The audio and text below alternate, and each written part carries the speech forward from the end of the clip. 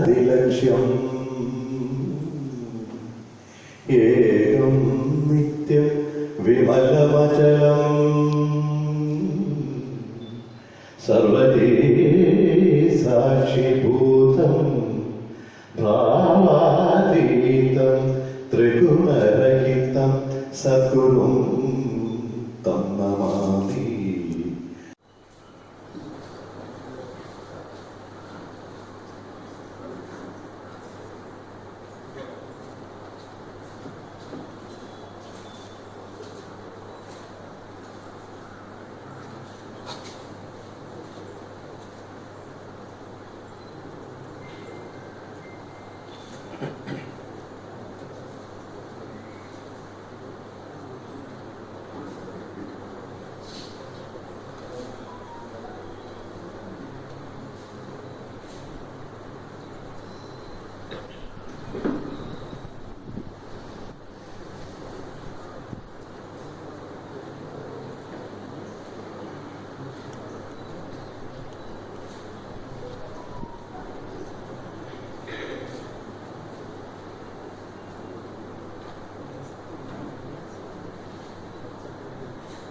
Who has not only taken the risk of traveling to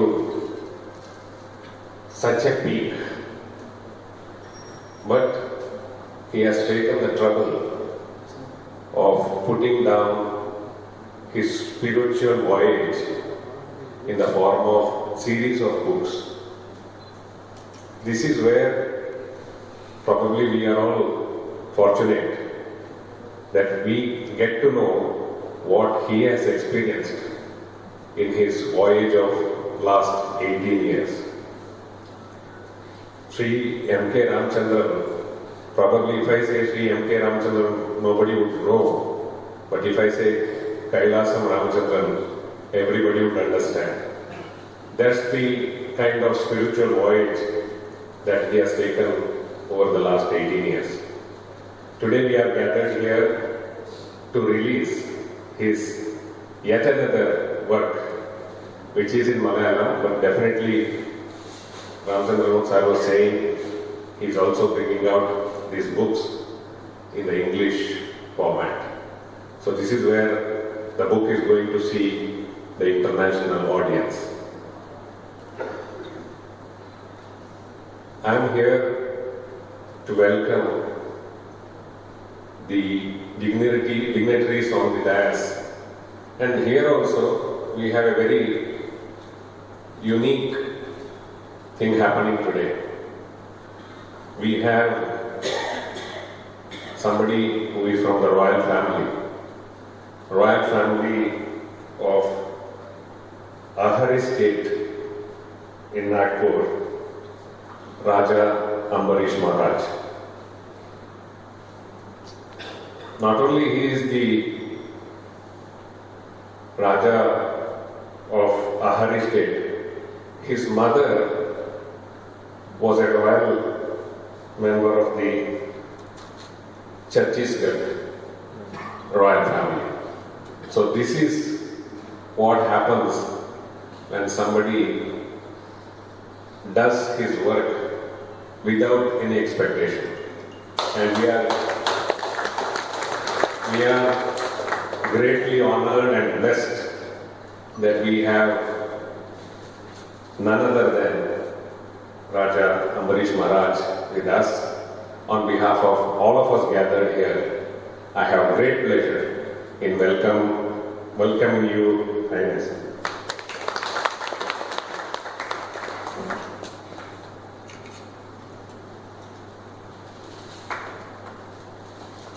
Today we have yet another personality who has stepped out our motherland 43 years ago in search of employment. To have the great presence of His Highness Raja Ambarish here, along with other great dignitaries like B.R. Shetty, Alexander Thomas, then Balashankarji, So all these great personalities are assembled here to release the book of Sri M.K. Ramachandran.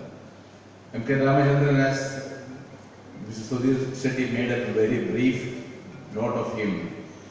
His writings, I think, takes your body, mind and soul to a completely different level.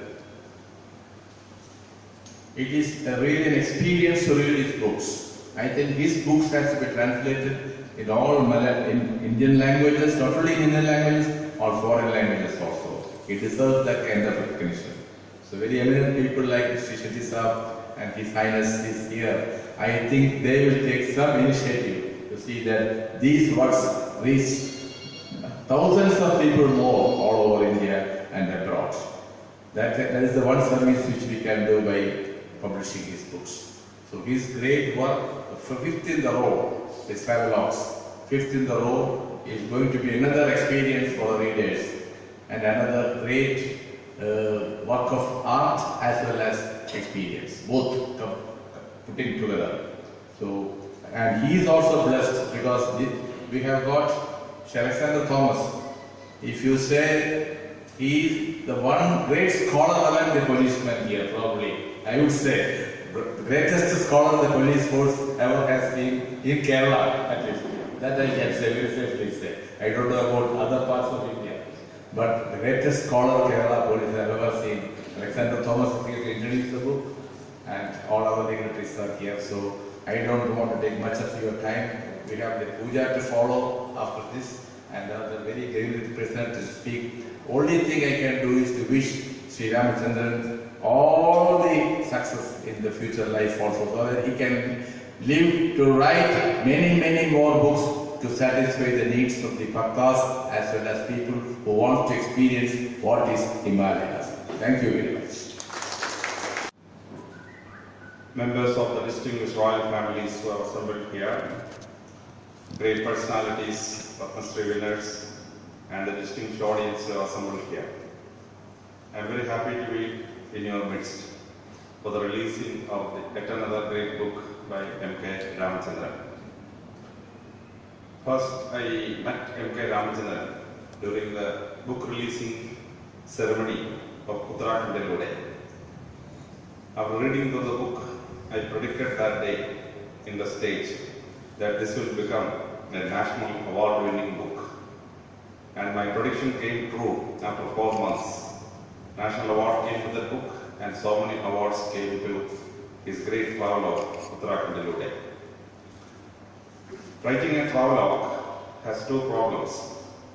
Number one, you have to be physically there and then describe what he saw there to an audience who have never seen that place.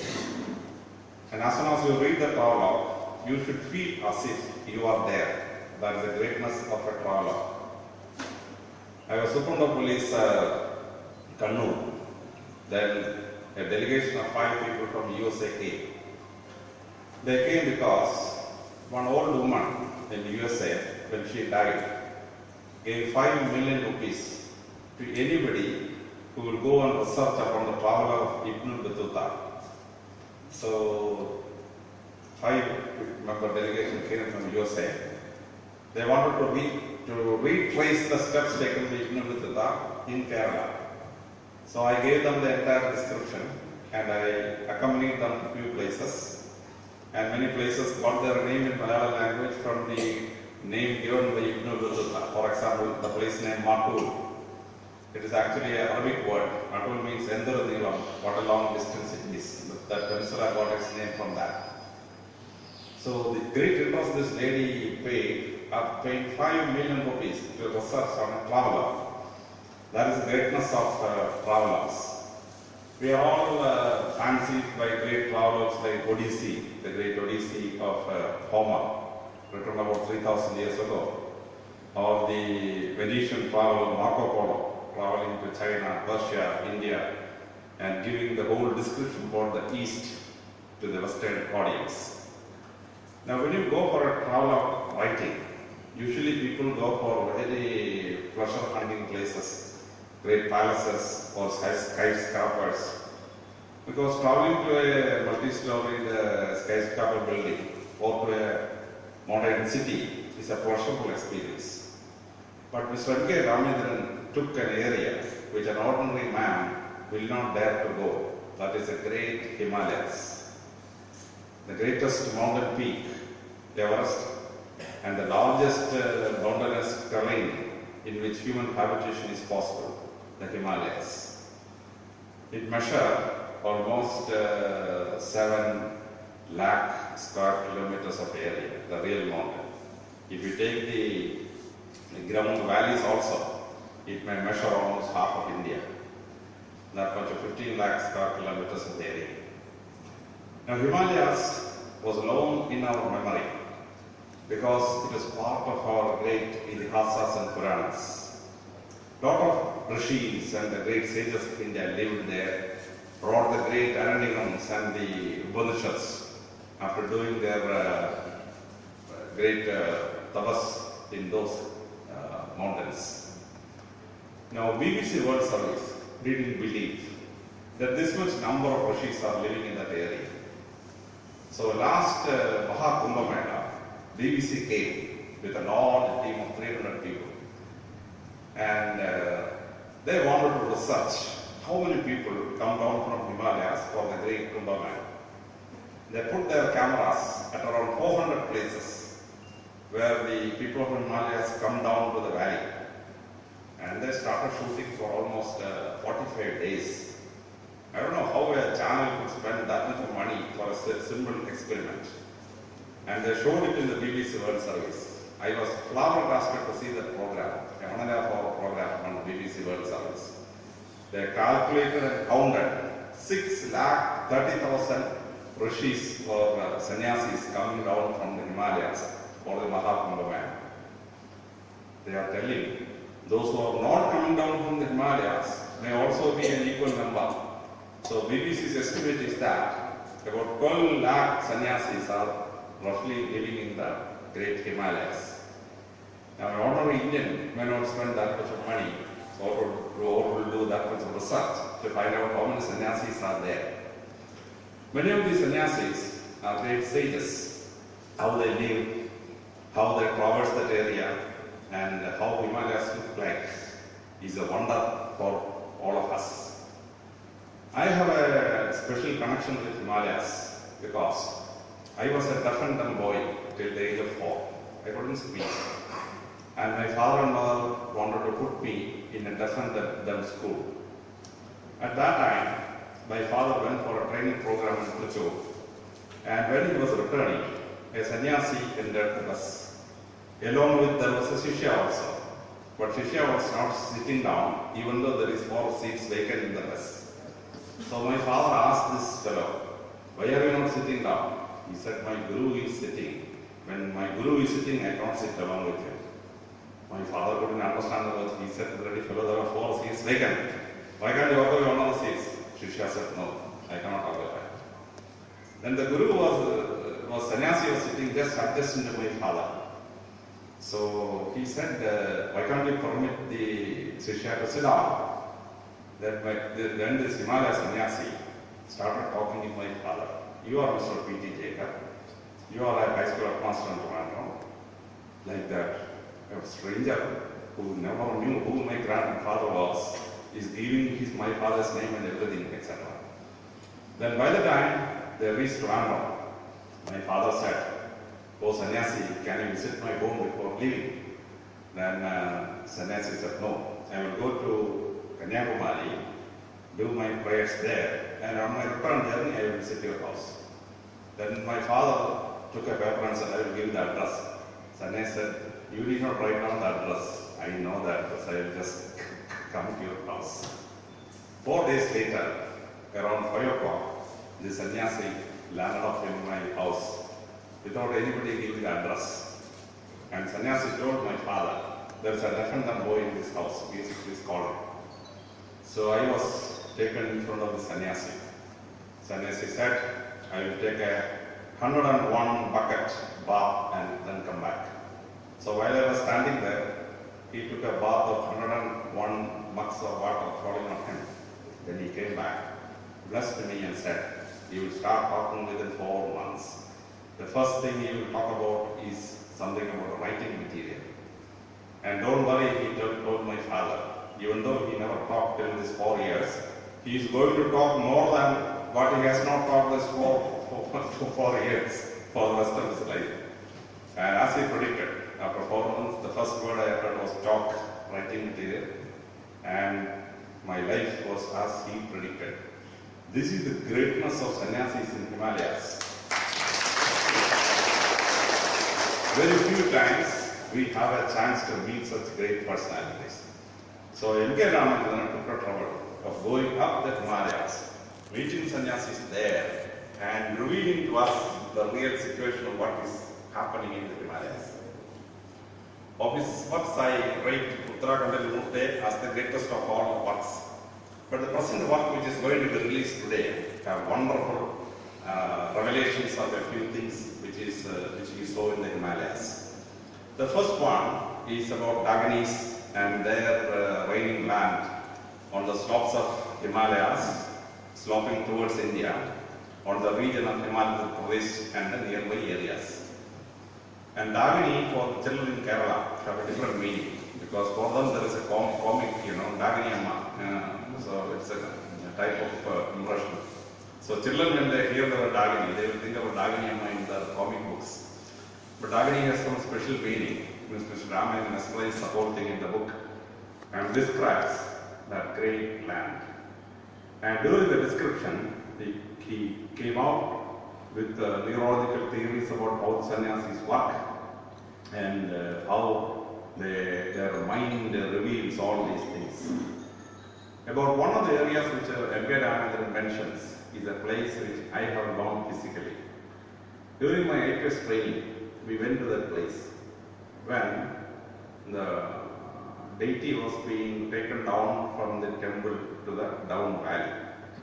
It was what we call in Malayalam Bhagavati kind of angel, decorated, and it was coming down. When the procession came near us, my officer who is accompanying me, he told that if you stand there, you have to hold that idol and carry it for some time. That is the way you have to pay respect. Suddenly I felt I am a Christian, how can I hold it or not? And if I don't hold it, the crowd will take it against me. So myself and my batchmate just held the idol and went on for 7 feet. Then suddenly the whole idol lifted up. I am holding like this. My feet is almost 1.5 feet from the ground. According to the theory of gravity of Isaac Newton, you cannot be lifted off the ground like that. Then the pujari said, somebody who is a disbeliever have touched this. That is why it has happened. Then I apologized. I am the man who created the world because of this particular reason. He said, I apologize. So I apologized. Bending down on the ground, I apologized. And then the Bhagavati came down and the procession went to the full. So I also accompanied the procession to the full. So when I read through that passage, I was wondering about that great place and the great sages living there and all. It's a great description of that area, wonderful area. The next he goes into another area which has connection with Mahabharata. In the Mahabharata, we know that for 12 years, the Pandavas had to go into hiding. And 1 year Ajnanavasam, and ultimately they came back.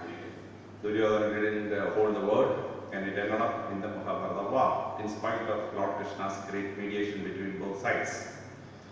Now, when you read through Vedavyasa's Mahabharata, place names are mentioned, but you don't know to which place they have gone.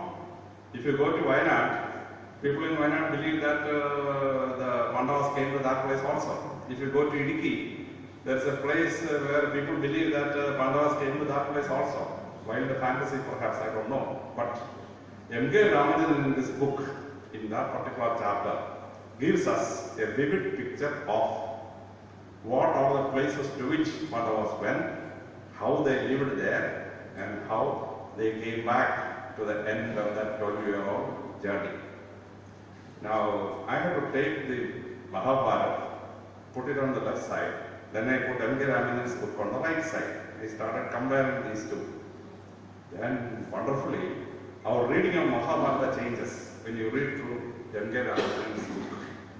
Now, you and me cannot directly go to that place and verify all these things. But Sri M.K. Ramanandran could do the whole area, inspect the whole area, giving a vivid picture of what are the areas where what was scam and how the area is now. Because Vedavyasa described the land 4,000 years back, and after 4,000 years, how the land is now. You get a 4,000 year later a comparison between the original place and the present position of the place. It's highly revealing thing that we could do that chapter wonderfully well. Next one he describes is about the Mahadeva temple. In the Himalayas, we are having hundreds of Lord Shiva's temples. Of course, few of them are considered to be great, not ordinary. And one such temple is the temple to which M.K. Ramanandran had gone. And I should admit that that chapter is exemplary. How a Himalayan temple dedicated to Lord Shiva, how it is built, what is its architectural beauty, and how that temple is connected with the Indian Puranas, and all those descriptions he gives in a wonderful narrative in that passage. And during the description of that passage, he came across a particular Rishi having the capacity to emanate light from his body. He described one such incident in Uttarakhand also. At that time I told M.K. Ramanandran, I read through your whole book, but this one particular part I can't believe because of my scientific background. But recently, about 4 months back, I went to Mandya, a place in southern Karnataka. There was a sannyasi, and sannyasi was, and people told me, including the SP of that place told me, he's a great saint, he has great powers and all those things. So out of curiosity, I wanted to meet him. So I went to his place by around 6:30, 7 o'clock in the evening. And I found the veranda and the inner room having enough light so that you can see each other and talk to each other. I looked at the ceiling, there is no light. There is no incandescent bulb, there is no fluorescent bulb, there is no LED bulb. But the room has enough light. Then the devotees told me that the sannyasi is in the next room.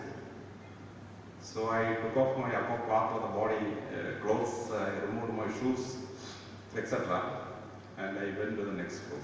I found the sannyasi's body emanating light. I couldn't believe it. I asked the Rishi, Lord Sannyasi, how it is happening.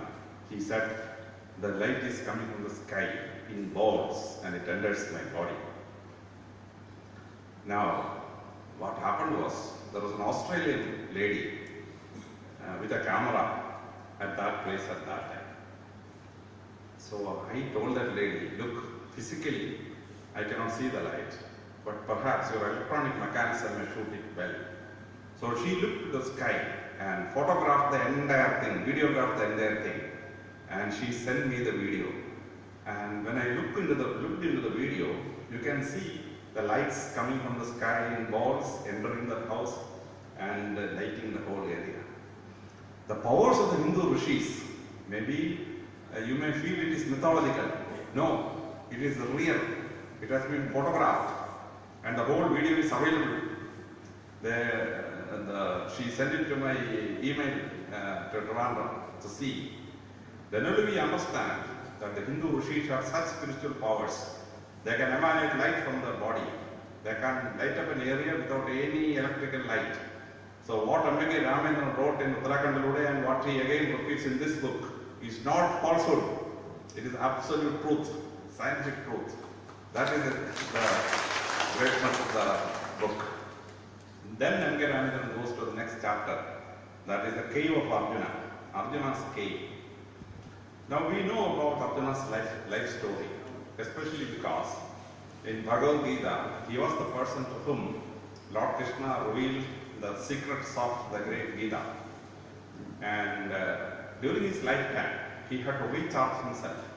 And Lord, as per Lord Krishna's advice, Arjuna went to 2-3 times, went for his yoga and spiritual experiences, etc. And one of the times he went to the cave, to the exact cave to which M.K. Ramachandran had gone. And he describes in this book wonderfully that place. Where is the place? And the period of time Arjuna spent in that cave. What are the spiritual revelations Arjuna got in that cave, etc., etc. So that chapter also is a wonderful chapter. And describing the whole Himalayas, we get yet another ideas. Now about Himalayas, we have 3 or 4 great descriptive travelers. Now mountaineers like Tenzing Norgay, Edmund Hillary have written their journey into the Mount Everest and how they achieved it and all those things. Himalayas were impregnable for human beings, especially Everest, for so many centuries. One of the books which inspired me last year was the autobiography of Tenzing Norgay. Tenzing Norgay explains to us how he got the ambition of climbing the Mount Everest on top of the Himalayas. He was a 10-year-old boy. He and his grandfather was just brushing their teeth in the morning. So the 10-year-old boy asked his grandfather, "Grandpa, what is the highest peak we see on the horizon?" Grandfather said, "That is Chomo Lungma." In Sherpa language, Chomo Lungma means one who kisses the clouds. That is a literal translation of the word. Then the grandfather told the son, because every grandfather is supposed to impart some general knowledge to the grandchildren. So he said, recently a white man came and measured that peak. So now it is named after him. It is known as Mount Everest because of measurement by this fellow. Then he added the general knowledge. After the origin of man on the surface of the earth, no human being has ever reached the top of that peak. And till the end of the human habitation on the earth, no human being is ever going to climb on top of the Mount Everest. That was a challenge to the young boy. So after the teeth brushing ceremony, he looked at the Mount Everest and said, "Chomaluma, one day I will be on your top." Grandmother said, "You will die, my dear child. Don't have such ambitions." 2 days later, the toothbrushing ceremony repeated. Then after the toothbrushing ceremony, he looked at the peak and said, "Chomaluma, one day I will be on your top." The grandfather took a stick and wanted to beat the child. But 10-year-old child have more velocity than the grandfather, so he escaped without getting a hit from the grandfather. And in 1952, they climbed and they reached up to 200 feet near the top. But Tenzing Norgay and the party failed at that time. And Tenzing Norgay looked at the Mount Everest and said, "Mount Everest, you cannot grow, but I am growing. Next year I will come and conquer you." And next year, Tenzing Norgay conquered Mount Everest. So only great mountaineers can go and reach to the top of such places. I don't know how M.K. Ramachandran got that much of stamina to climb down all these peaks one by one. And in 5-6 books, he have brought to us the vast knowledge of the place. The 5 quadrants of the Himalayas. One by one, he climbed, he unearthed, and brought to us in vivid style and a very lucid style and a very picturesque way. He describes place by place, peak by peak, ravine by ravine, river by river, lake by lake. He unravels before us. When we read through the book, we feel as if we are there. Physically, we are not fit enough to climb on top of the place. But here is a person who has gone to the place and he has really sold to that place. One of my batchmates, he was a great mountaineering fellow. He was the DGP of Himachal Pradesh. And he wanted to go into the hills. When you climb more than 14,000 feet, you develop a sensation as if with which you don't have the right senses in your brain. you lose sense of direction. And many mountaineers die at that particular point when they lose their sense about the place. They wander into the slopes and they fall down and die. Now, he told me that this kind of phenomenon is there. It's very, very eerie feeling, he's told me. Now, in this book, which is going to be released now, M.K. Ramachandran says he got the same feeling in the Himalayas. And when he got such a feeling, my batchmate, he found out that a man is standing at a particular place, a sannyasi-like person. He came to him and said, "You have lost your way, I will show you a way." And he led him almost 1,500 feet down to a safe place.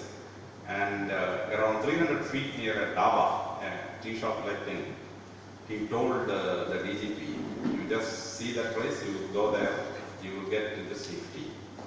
Then he looked back, the man was not there. The DGP is telling, though he talked to me, though he showed me the way, the man just disappeared into the atmosphere. He cannot run away from that place. He has to walk or climb some area to escape from visibility. But the man disappeared all of a second. And he told me that it's a very mysterious experience. And when I read through M.K. Ramachandran's book, I find a similar thing. He has drawn the photograph of the person also, a sannyasi-like person who showed Ramachandran the way to that place, and then he suddenly disappeared. Before disappearing, he has taken the photograph of the person. Now, many people who read Ramachandran's book may feel that this is something mysterious. When I go through different books, when I go through different narratives and prologues, I find whatever Mr. Ramachandran has written in this book is a wonderful revelation of the great mountain area, which is sacred to the heart of Indian myth and Indian mind. When we start reading through the Sambhav, Kalidasa's great work, Kalidasa was also very much a man in these Himalayas. He starts with the famous sloka, Astu Sarasyam Dishi Devadatma. Like that, we also sometimes feel, Astu Sarasyam Dishi Devadatma. And here is a person who went into the Devadatma and brought that godly presence to day-to-day memory.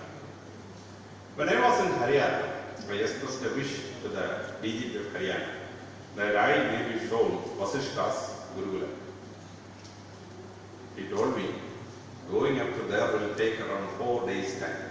But I will take you to the valley and then I will show you the area where Vasishta lived. So after traveling around 200 kilometers, we went to the valley of Himalayas, where the Inspector General of Police showed me, "Sir, that is the hill where Vasishta used to live and his hermitage is there." Now, reading through M.K. Ramachandran's book, I find he has really gone to Vasishta's ashram and how Vasishta's ashram is and how that ashram looks now. M.K. Ramachandran describes in meticulous detail. So I feel as if, I wanted to see the place, but I went up to the foothold only and I could see only the whole area. I could not see the place. Now reading through M.K. Ramachandran's book, I feel as if I have gone to the place and I have seen this Vasishta's ashram. And what is Vasishta's greatness? What is his place in the great Puranas and Mahabharata? That also M.K. Ramachandran describes in detail in this book. So his prologue, one by one, is a great revelation to all of us. And I have read all his prologues and it is a very happy, pleasurable experience to read this prologue of M.K. Ramachandran also.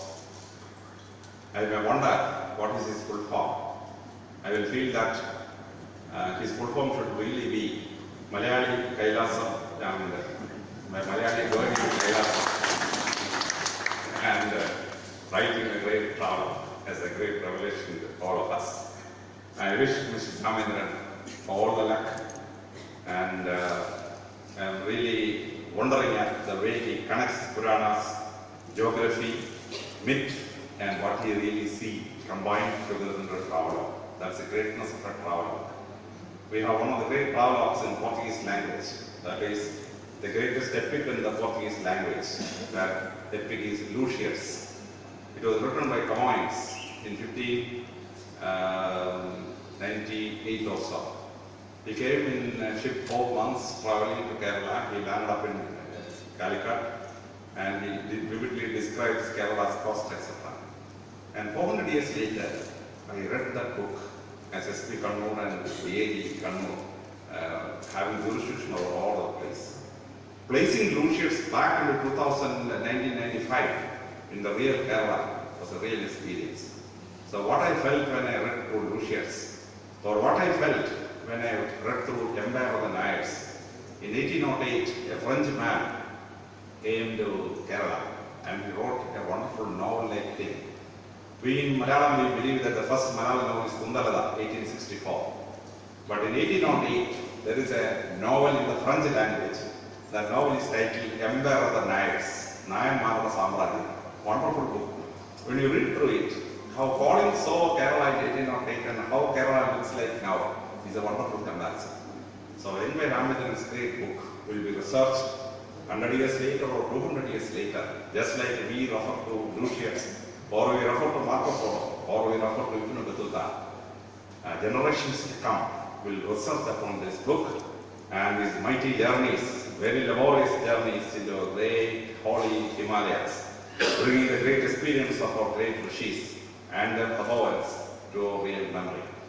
I appreciate Mr. M.K. Raman for the great work and thank him for bringing into our memory this great revelation about the great holy mountain Himalayas. Thank you very much.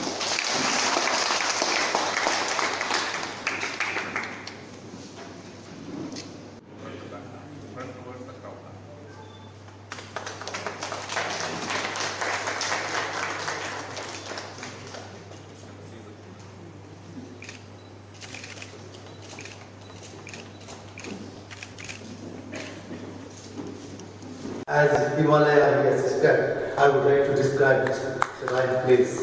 I attended here in 2012. Maharaja Marthandavarmaji gave the Buddha award. I was there and I wish I could read this Malayalam. You are all lucky people. But I would like to assure you, Ramachandran, as our Alexander Jacob said, Doctor, you have really enlightened us.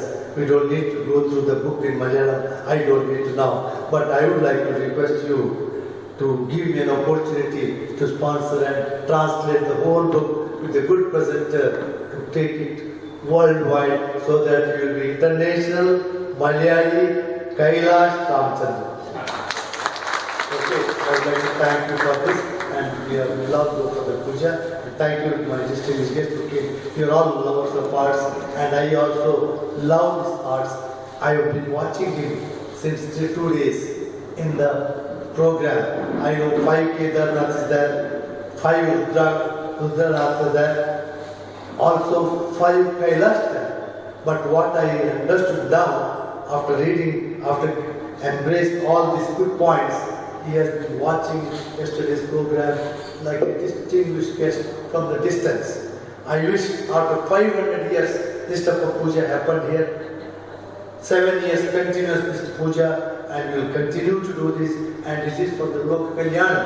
This puja is not for us, not for the people here, it's for the whole world. For the Lok Kalyana, this is what Maharaj Marthandavarma wanted us to continue and I am glad I had this opportunity to conclude the whole program. But I will also assure you, knowing the interest of the people, I would like to continue for another years to come. We will continue this same procedure all these years. Thank you very much. വേദിയിലെയും സദസ്സിലെയും എല്ലാ സജ്ജനങ്ങൾക്കും നമസ്കാരം. എല്ലാവർക്കും അറിയാം, നമ്മുടെ പൂജാമണ്ഡപത്തിലെ ശ്രീവിദ്യോപാസന പൂജയുടെ last face ആരംഭിച്ചു കഴിഞ്ഞിട്ട് അതെല്ലാവരും അവിടെ പോയി തൊഴാനുള്ള ആൻസൈറ്റിയിലാവും. പറയാനുള്ളതൊക്കെ ഇപ്പോൾ ഡോക്ടർ അലക്സാണ്ടർ ജേക്കബ് സാർ പറഞ്ഞു അതിൻ്റെ ബുക്കിനെ കുറിച്ച്. സോ ഈ പീപ്പിൾ നിങ്ങൾ വായിച്ചു നോക്കാം. ഒറ്റ കാര്യം എനിക്ക് പറയാനുള്ളൂ, ഞാൻ ഈ ഇതിൻ്റെ ആമുഖത്തിൽ പറഞ്ഞിട്ടുണ്ട്, it's time for stopping writing. സ്വരം നന്നായിരിക്കുമ്പോൾ പാട്ട് നിർത്തുക എന്നൊരു ചൊല്ലുണ്ട്. അപ്പോൾ 5 പുസ്തകം ഹിമാലയത്തെക്കുറിച്ച് ആയി കഴിഞ്ഞു. That was a dream-like experience for me. അത് ഫുൾഫിൽ ചെയ്യാൻ പറ്റിയെന്നുള്ളത്. ഇനിയുണ്ട് യാത്രകൾ ചെയ്തതും ഒക്കെ ഉണ്ടെങ്കിലും I think it is better to push stop. ഈ രംഗത്ത് നിന്ന് നിർത്തുകയാണ് നല്ലത് എന്ന് തോന്നുന്നു എനിക്ക്. എനിവേ, ഇവിടെ ഈ വേദിയിൽ വന്ന എല്ലാ ഡിസ്റ്റിങ്വിഷ്ഡ് ഗസ്റ്റുകൾക്കും അതുപോലെ തന്നെ സ്റ്റേജിലെ വേദിയിൽ സദസ്സിലുള്ള പേഴ്സണാലിറ്റീസിനും ജസ്റ്റിസ് ശ്രീധരൻ സാറിനെ പോലുള്ളവരൊക്കെ ഇതിനു വേണ്ടി മാത്രം ഇവിടെ വന്നിട്ടുണ്ട്. അപ്പോൾ വന്ന എല്ലാവർക്കും ഞാൻ ഹൃദ്യമായ ഭാഷയിൽ നന്ദി പ്രകാശിപ്പിക്കുന്നു. ഒരു കാര്യം ഓർമ്മിക്കുകയാണുള്ളത്, ഈ വേദിയിൽ വെച്ചാണ് 3 വർഷം മുമ്പ് ഉത്രാടം തിരുനാൾ മാർത്താണ്ഡവർമ്മ മഹാരാജാവ് എൻ്റെ ദേവഭൂമിയിലൂടെ പ്രകാശനം ചെയ്തു. അദ്ദേഹത്തിൻ്റെ നെക്സ്റ്റ് ബർത്ത്ഡേക്ക് എനിക്ക് രാജമുദ്ര നൽകി ആദരിച്ചു. മലയാള സാഹിത്യ രംഗത്ത് ഇത്രയൊക്കെ പേഴ്സണാലിറ്റീസ് ഉണ്ടെന്ന് നമുക്കറിയാം. ബട്ട് അങ്ങനെ അദ്ദേഹം ആ തിരുമനസ് എനിക്കാണ് രാജമുദ്ര അവാർഡ് വന്നത്. അതുകൊണ്ട് തന്നെ അദ്ദേഹത്തിൻ്റെ സ്വർഗസ്ഥനായ അദ്ദേഹത്തിൻ്റെ അദൃശ്യ സാന്നിധ്യം ഈ വേദിയിലുണ്ടാവുമെന്ന് എനിക്ക് ഉറപ്പുണ്ട്. അതുകൊണ്ട് തന്നെ ഈ പുസ്തകം ഡാകിനിമാരുടെ ഹൃദയഭൂമിയിലൂടെ സമർപ്പണം is dedicated to the late, the great Marthanda Varma തിരുമനസ്. അറ്റൻഡ് ചെയ്ത എല്ലാവർക്കും, ഈ ഫംഗ്ഷൻ അറ്റൻഡ് ചെയ്ത എല്ലാവർക്കും ഞാൻ വീണ്ടും നന്ദി പറയുന്നു. നന്ദി, നമസ്കാരം.